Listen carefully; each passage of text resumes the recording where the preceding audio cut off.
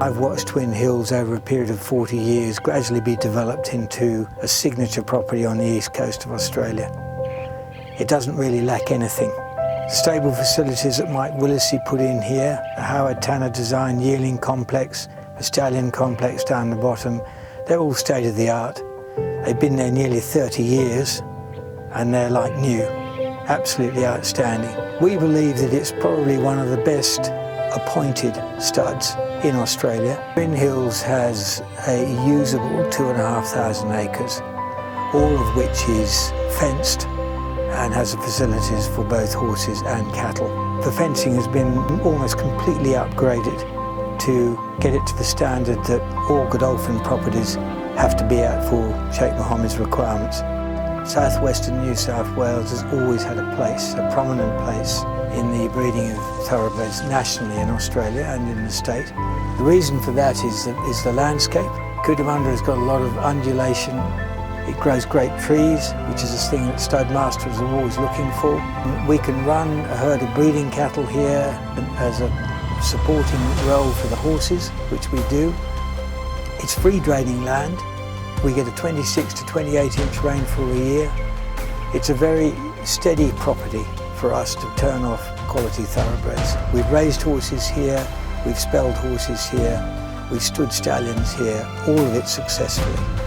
It's a very tranquil, quiet place run by very good people, and we'd be very sad to see it go.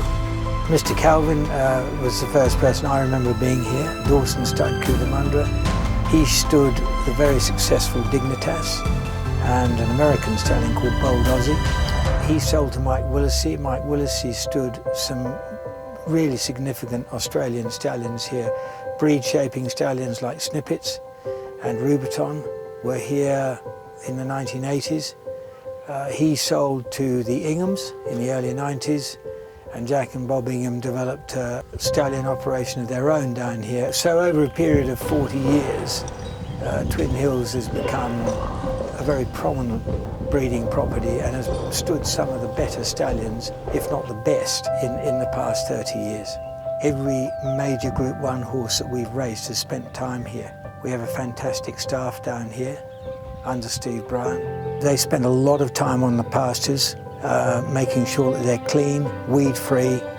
So there's a constant thought process going into what's in the ground, what's in the fencing, and what's in the buildings. We have 9 houses on the property, some signature houses like the Hillcrest Homestead on the main part of the farm, but we've got ample accommodation for staff on farm. Cootamundra has a long history. There have been horse farms down here for 150 years. Certain properties and certain regions are better for thoroughbred bloodstock than other places. In New South Wales, the Hunter Valley and southwestern New South Wales have always had a very special place in the thoroughbred world because of those qualities. It has always had a diverse farming culture with all breeds of animals, cattle, sheep, horses, and it's been a vibrant industry here for well over 100 years. We found that the access to Sydney and Melbourne has been fantastic. We believe we've got the bloodlines at Godolphin that produce the great genetics, but equally as important is a clean and pristine environment to raise these horses. Again, there are only certain parts of the world and there's only certain parts of Australia that have that environment. We believe very strongly where we are based in Australia, we have that environment, and Cootamundra is very much part of that.